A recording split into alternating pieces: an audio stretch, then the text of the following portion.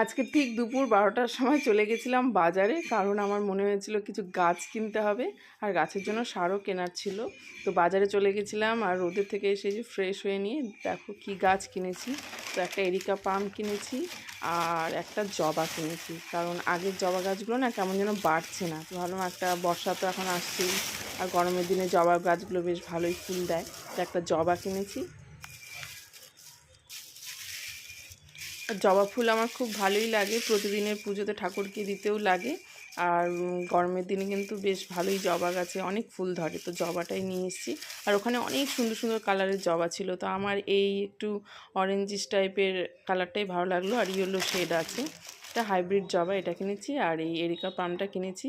তো এখনও গাছগুলো বসাইনি, বসাবো। আর গাছগুলো লাগানোর পর তোমাদের দেখাবো কেমন লাগছে।